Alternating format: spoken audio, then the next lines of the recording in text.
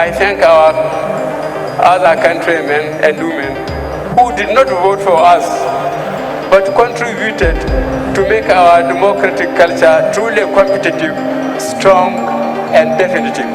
I intend to keep my oath and serve as president to all Nigerians. I belong to everybody, and I belong to nobody. These are the famous phrases from President Muhammadu Buhari's inaugural speech in September 2015, shortly after he was sworn in. He had sworn to be president to all, including those who had not voted for him. 4 years later, the Buhari presidency is riddled with complaints and accusations of neglect by various zones. Perhaps one region that has cried foul the most is the southeastern zone. From poor infrastructure to being snubbed in major political appointments, the southeastern part of Nigeria accuses this government of abandonment.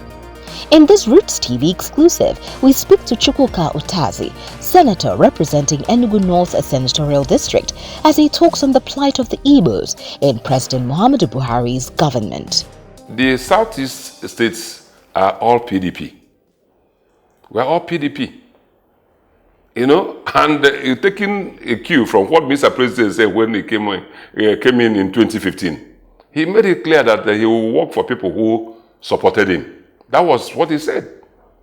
And he was truthful, you know, by speaking his mind, that he will rather concentrate with people who voted for him than people who were on the fence.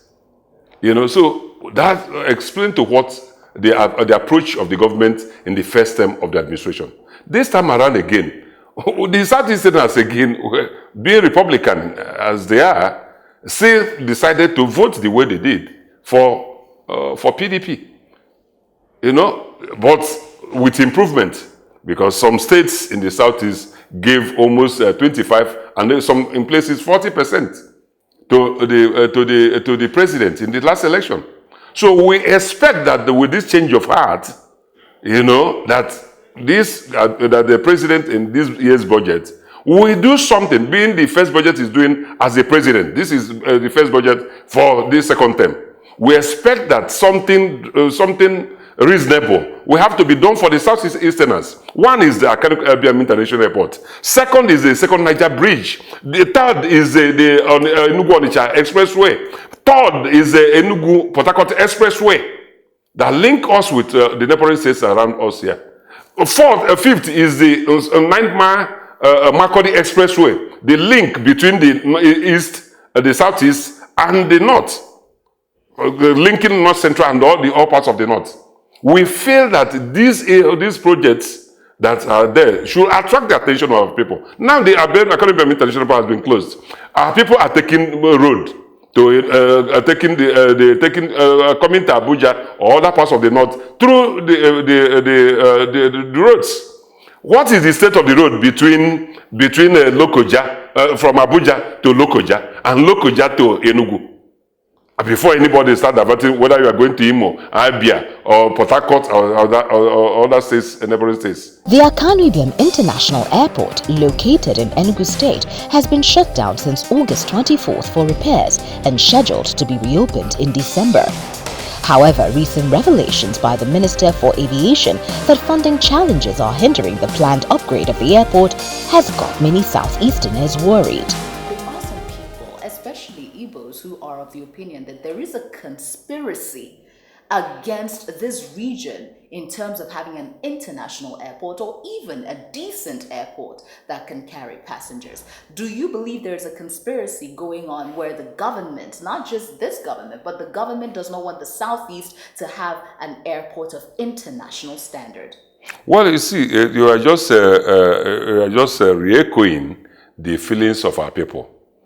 You know, what you have just said is that represents the ordinary man's expectation, the ordinary man's feeling about the way the Southerners are treated since after the war. What about your feeling? Do you believe that? For me, you see, it is long overdue. How many airports were in the country? We are in the country when we had the Enugu International Airport, the old Enugu International Airport. We didn't have up to 3 before that airport. So by now, then we were Eastern region, the only airport in the Eastern region. And then, before you know it, in the South that moved away from the Southeast, had one at Calabar, Cross River, you know. Before you know it, another one in Port Harcourt. And yet, the mother of all these small states that emerged is still, you know, managing with just one rickety airport. You know, and it took time with before during the Yar'Adua administration, even to upgrade it to international airport. Even with the upgrade, in the members of National Assembly from Enugu area have to commit their zonal intervention.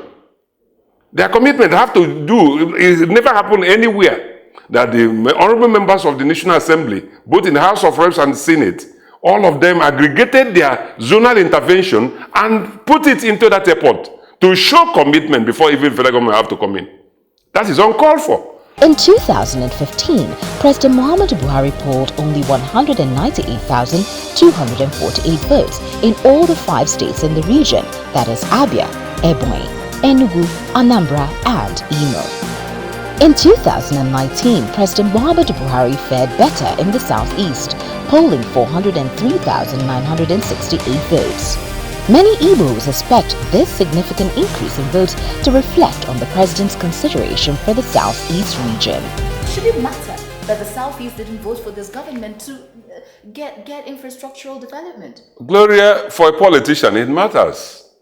That's the situation we find ourselves in here. It matters so much because for a politician who has scarce resources, you know, he will, first of all, he will want to look at the people who are dying for him in terms of giving him votes. So that is our situation. I'll tell you, you know, I'll tell you more how concerned we are, those of us from the Southeast here. The Southeast Caucus, led by Enyina Baribe, and the former Deputy Senate President, his name was Senator Ike Ekweremadu, we booked an appointment to see Mr. President in 2017.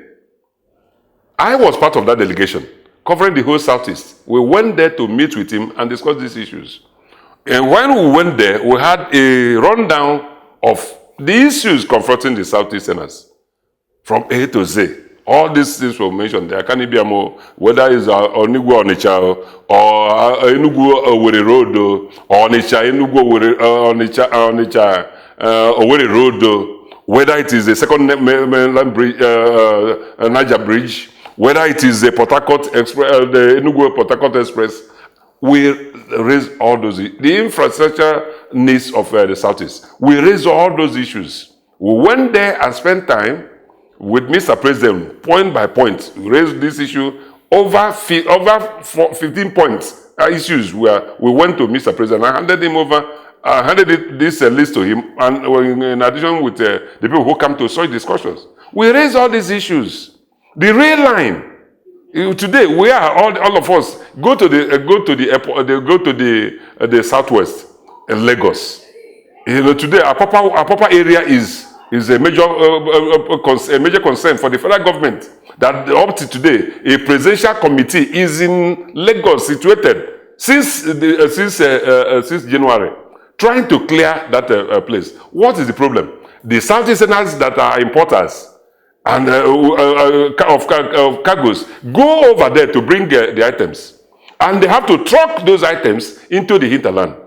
Up to today, the rail lines, the effort they are making for rail lines, there is none connecting Lagos to Onitsha and Owerri and Aba and then Enugu. This is the hub of business in the country. We don't have dry ports. What we should do is to connect Apapa Wharf to Aba, connect it to Enugu, connect it to Onitsha. Have dry ports in those areas. If you have those dry ports in those areas, nobody, and use through rail lines, nobody will be bothering anybody going by road. So if you build the Enugu, the Lagos, Bini, Onitsha highway, The road will last for over 50 years. But because you don't, we have to truck. And we have to truck, the road have to go bad. And then we have all the problems later for the Southeasterners. So that is a major problem. We have been begging this government to ensure that the rail lines that they have been doing in other parts of the country should extend to us. Or in alternative, come to the WAPs. The WAPs. And I'm happy this was raised in the budget of Mr. President in his speech. Come in order to move away from their proper gridlock. Let us go and see what we do with Warri Depot, Wharf. Let us see what will happen with Calabar. Let us see what happens in Port Harcourt. If you walk in these areas, put terminals there, for ships to bath, go and dredge that area so that heavy ocean-going vessels can come to that place and bath. So that people, the Southeasterners that are concentrating going to Lagos, will stop.